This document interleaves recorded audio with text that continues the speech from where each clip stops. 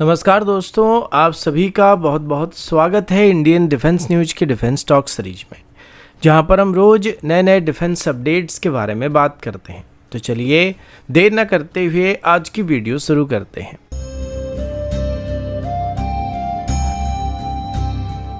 आज की पहली अपडेट तेजस मार्क 2 फाइटर जेट की तरफ से है और अभी हम तेजस मार्क 2 की सर्वाइबिलिटी को लेके एक मेजर अपडेट के बारे में बात करने वाले हैं।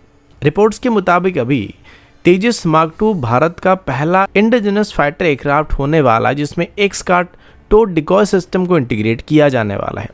ऐसा करने के साथ साथ तेजस मार्क 2 की survivability directly front line western fighter jet के लेवल पर पहुंचने वाली है। अभी ये सिस्टम हमारी रफाल फाइटर जेट में इस्तेमाल किया जा रहा है, लेकिन अभी तक किसी भी इंडिजिनस एयरक्राफ्ट यानी तेजस मार्क 1 या फिर तेजस मार्क 1 में इसको इंटीग्रेट करने का कोई भी प्रपोजल कंसिडर नहीं किया जा रहा है, पर अभी तेजस मार्क 2 में इसका इस्तेमाल किया जाने वाला है। अब एक्सगार्ड कोई नॉर्मल चैफ या flare based countermeasure system नहीं होता है, बल्कि एक advance active electronic warfare decoy system होने वाला है, जो कि एयरक्राफ्ट की इलेक्ट्रॉनिक वॉरफेयर सूट के साथ डायरेक्टली इंटीग्रेट किया जाता है। जैसे ही एयरक्राफ्ट किसी हाई थ्रेट जोन में एंटर करता है या इनकमिंग मिसाइल डिटेक्ट होती है तो एक्सगार्ड डिकॉय सिस्टम एयरक्राफ्ट के पीछे एक सेफ डिस्टेंस पर ट्रेल करने लगता है और फाइटर जेट से ज़्यादा स्ट्रॉन्ग रडार सिग्नेचर को क्रिएट करता है, जिस वजह से पीछे से आने वाली कोई भी मिसाइल सबसे पहले इससे टकरा जाता है, जिससे ओरिजिनल एयरक्राफ्ट सेफ रहता है। और इस सिस्टम की खास बात यह है कि एक्सगार्ड सिस्टम में high effective radiated power solid state एंटीनारे का इस्तेमाल किया जा रहा है। ये टेक्नोलॉजी एडवांस मोनोपल्स और लोरो टाइप रडार्स को भी कंफ्यूज कर सकते हैं, जो कि नॉर्मली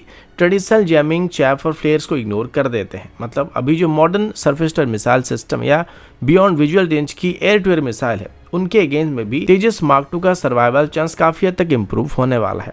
एक और बहुत इंपॉर्टेंट बात यह है कि एक्सगार्ड रीयूजेबल सिस्टम होने वाला है। अब ओल्डर एक्सपेंडेबल डिकॉय सिस्टम की तरह इसको एक बार इस्तेमाल करने के बाद रिप्लेस करने की जरूरत नहीं पड़ने वाली। इसमें एक रील आउट और रील इन टाइप का मैकेनिज्म दिया जाता है, जो कि थ्रेट खत्म होने के बाद डिकॉय को वापस पॉड के अंदर रिट्रैक्ट किया जा सकता है, जिससे इसकी लॉन्ग टर्म ऑपरेटिंग कॉस्ट काफी हद तक कम होने की उम्मीद किया जा रहा है। तेजस मार्क 2 फ्यूचर में इंडियन एयरफोर्स का बैकबोन मीडियम एट कैटेगरी का एयरक्राफ्ट बनने जा रहा है और अभी एक्सगार्ड डिकॉय सिस्टम के साथ ही aircraft air superiority, deep strike और separation of enemy air defence mission में ज्यादा कॉन्फिडेंस के साथ ऑपरेट करने में सक्षम होने वाला है।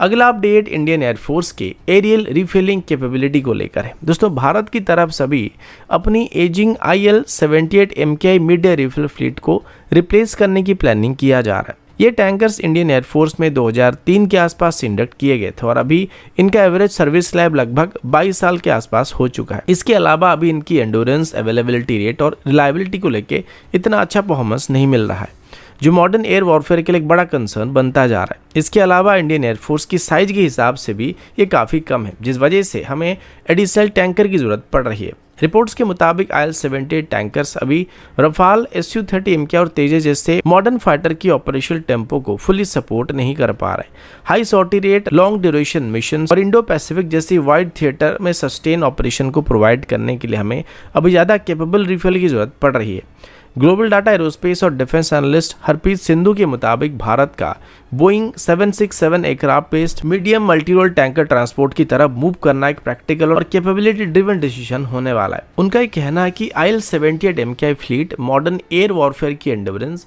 अवेलेबिलिटी और इंटरप्रोबेबिलिटी डिमांड पेस को मेंटेन नहीं कर पा रहा है और इनकी रिप्लेसमेंट से मिशन रेडीनेस काफी हद तक इंप्रूव होने वाला है। लेकिन असल मायने में देखा जाए तो इंडियन एयरफोर्स अभी इनको कंप्लीटली रिप्लेस करना नहीं चाहता है, बल्कि इनको सपोर्ट करने के लिए एडिशनल रिफिलर को खरीदने की कोशिश करने वाले, जो कि मॉडर्न स्टैंडर्ड के रिफिलर होने वाले या वर्तमान के स्टैंडर्ड के होने वाले, जो कि बहुत रशियन ऑरिजिन और वेस्टर्न ऑरिजिन एयरक्राफ्ट को रिफिल करने में सक्षम होने वाले हैं। अगला अपडेट भारत और यूएस की ट्रेड डील को लेकर है। दोस्तों, रिसेंटली यूनाइटेड स्टेट और इंडिया के ट्रेड डील के अनाउंसमेंट के बाद डिप्लोमेटिक और स्ट्रेटेजिक सर्कल में काफ़ी मूवमेंट देखने को मिल रहे हैं। इस डील के तहत यूनाइटेड स्टेट की तरफ से भारत की गुड्स के ऊपर टैरिफ को 25% से घटाकर 18% तक कर दिया गया और भारत की तरफ से रशियन ऑयल परचेज को लिमिट करने के साथ साथ यूएस से एनर्जी इंपोर्ट बढ़ाने का कमिटमेंट दिया गया, जैसे ही इकोनॉमिक रिलेशन में तनाव कम हुआ था, ठीक वैसे ही डिफेंस कोऑपरेशन पर भी डिस्कशन रिवाइव होती हुई नजर आ रही है। यही 2025 में व्हाइट हाउस मीटिंग के दौरान प्रेसिडेंट डोनाल्ड ट्रंप ने प्राइम मिनिस्टर नरेंद्र मोदी जी के साथ F-35 स्टेल्थ फाइटर जेट के आइडिया को कैजुअली फ्लोट किया था। उन्होंने मिलिट्री सेल को बिलियंस में एक्सपैंड करने का और फ्यूचर में F-35 की एक्सेस को भारत को प्रोवाइड करने का हिंट दिया था, लेकिन उस वक्त कोई फॉर्मल ऑफर या टेंडर प्रोसेस को स्टार्ट नहीं किया गया था।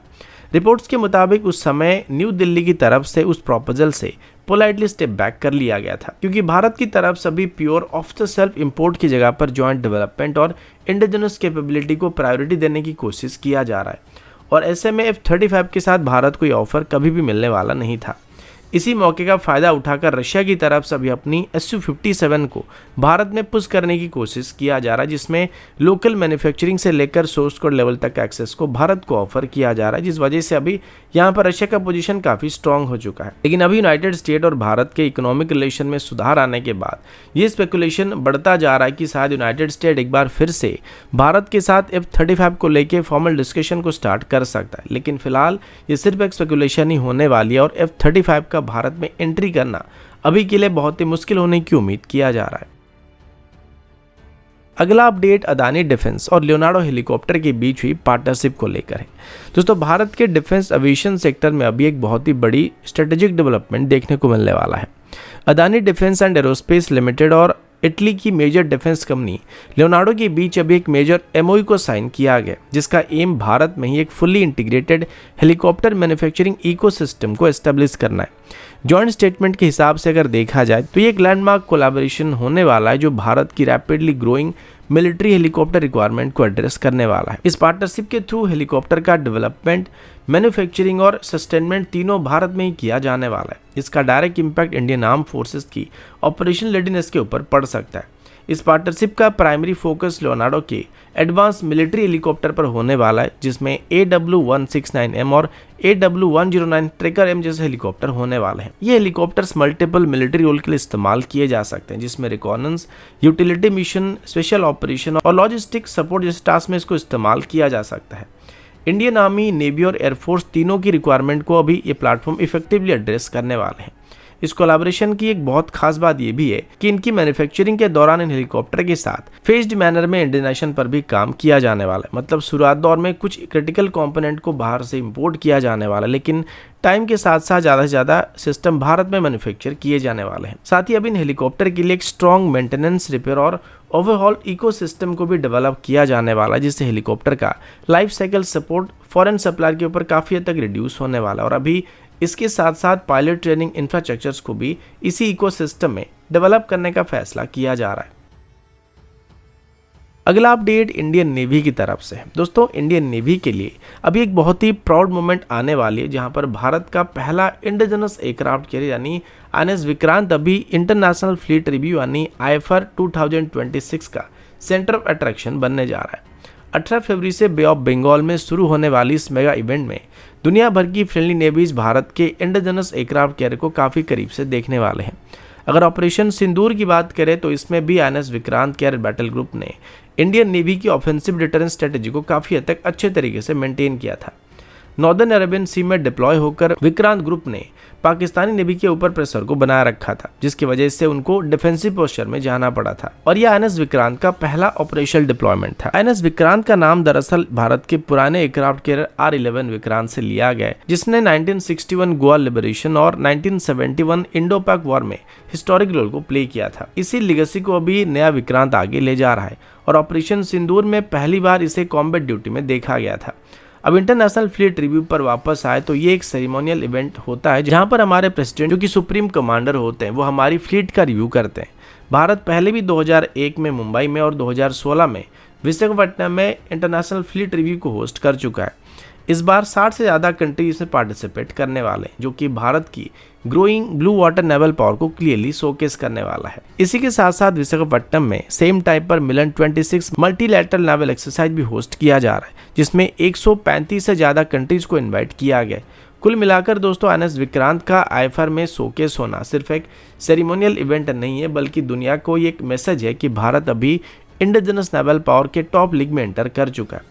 आपका क्या मानना है कि एनएस विक्रांत का ये ग्लोबल शोकेस इंडियन नेवी के लिए कितना इंपॉर्टेंट होने वाला है? कमेंट करके अपनी राय जरूर बताइएगा। तो दोस्तों अभी के लिए इतना ही, मिलता हूँ आपसे अगले वीडियो में, तब तक के लिए जय हिंद, वंदे मातरम।